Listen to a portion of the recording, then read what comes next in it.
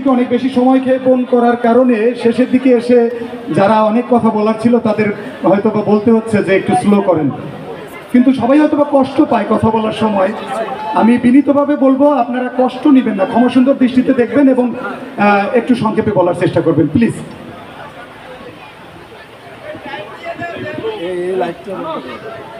লাল বন্ধ করেন। বিসমিল্লাহির রহমানির রহিম। আউযু বিল্লাহিল আযীম ওয়া বিওয়াজহিল কারীম ওয়া সুলতানিল কাদীম মিনাশ শাইতানির রাজীম। আসসালামু আলাইকুম ওয়া রাহমাতুল্লাহি ওয়া বারাকাতুহু।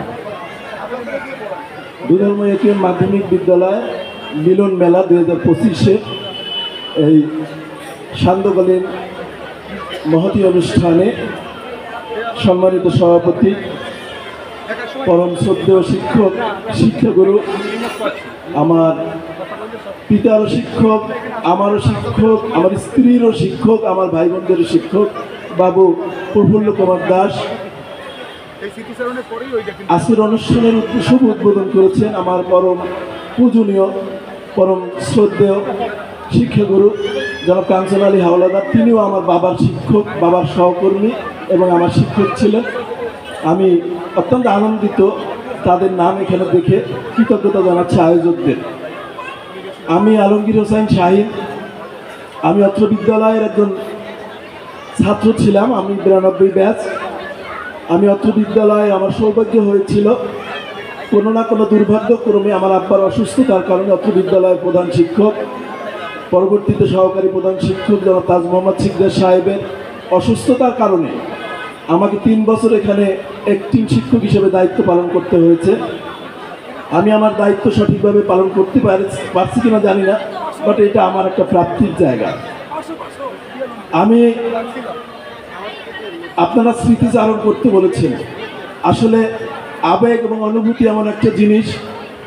আমি যদি দুধর্ম স্কুলকে আমার দিক থেকে বর্ণনা করতে যাই, একজন ছাত্র হিসেবে বর্ণনা করতে যাই, দুধর্ম স্কুলটা হচ্ছে আমাদের একটা অনুভূতির জায়গা।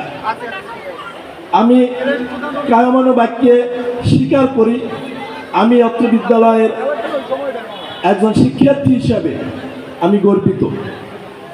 আমি অত্র বিদ্যালয়ের একজন শিক্ষার্থী হিসেবে আমার পরম শ্রদ্ধেয় শিক্ষকদের কাছ থেকে যে শিক্ষাগুলো পেয়েছি আমি হিসেব করে দেখেছি, আমি পিছনে তাকিয়ে দেখেছি, কোনো না কোনোভাবে বিভিন্নভাবে আমি তাদের আদেশ উপদেশে উপকৃত হয়েছি। আমি স্বীকার করতেছি যারা মোশাররফ হোসেন স্যারের নিরলস প্রচেষ্টা, ঐকান্তিক ভালোবাসার কারণে, স্নেহের কারণে আমি অযোগ্য মানুষ, আমার যতটুকু যোগ্যতা তার একটা বিশাল অবদান আছে, আমার শিক্ষকদের একটা বিশাল অবদান আছে। আমি জানি, আমি শিক্ষক পরিবারের সন্তান হয়ে একটা জিনিস জানি, একটা শিক্ষক একটা বিদ্যালয়ে ক্লাস করতে যখন ঢোকেন তিনি 45 মিনিট প্রথম শুরু সময় পান। এই 45 মিনিট শেষ করে যখন তিনি ক্লাসটা শেষ করে বের হন, যদি শিক্ষকতাকে আমি সঠিকভাবে মূল্যায়ন করি, আমি আমার নিজের অভিজ্ঞতা থেকে বলতেছি, ঘাড়ের পেছন থেকে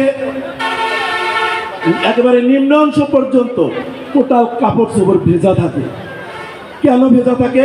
এটা কোনো শারীরিক পরিশ্রম না, এটা একটা মানসিক, এটা ব্রেইনের উপর একটা বিশেষ চাপ, একটা অনুভব।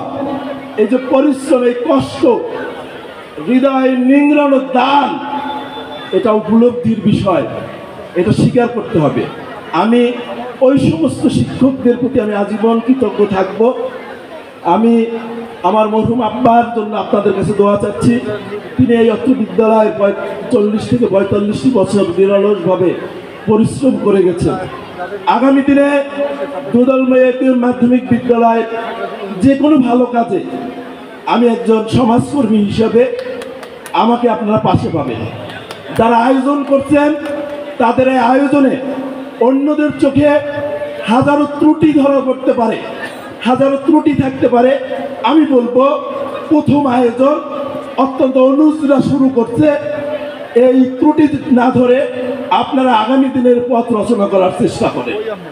অত্র বিদ্যালয়ের একাডেমিক ইনফ্রাস্ট্রাকচার ডেভেলপমেন্টে যাদের যোগ্যতা আছে, যার যেখানে যোগ্যতা আছে, এই প্রতিষ্ঠানের প্রতি আপনাদের দায় আছে। যদি দায় থাকে, সেই দায় থেকে অত প্রতিষ্ঠানের জন্য, এলাকার জন্য কিছু করে। আমি একটা স্মৃতি বলে আমার বক্তব্য শেষ করব। আমি তখন 9 থেকে 10-এ উঠছি। আমাদের আধুনিক বিজ্ঞান ক্লাস হয়তো লেজারের পরের পিরিয়ডটায় মজিদ স্যারে এই ক্লাসটা নিত, বরং মজিদ স্যারে টেস্ট পরীক্ষার ঠিক আগে রেজাল্ট দেওয়ার, মানে প্রি টেস্টে রেজাল্ট দেওয়ার আগে হঠাৎ করে জিজ্ঞেস করে, কিরে কটা, তুই কত পাবি আধুনিক বিজ্ঞানে? কটা কয়, স্যার এটা আমি কীভাবে বলবো, কেন তোর বলতে হইবে তুই কত পাবি।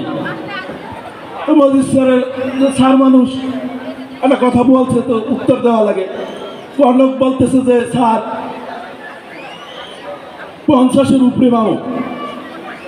মজিদ স্যার কাছে যা তুমি 55 দিয়ে দিলাম। পরে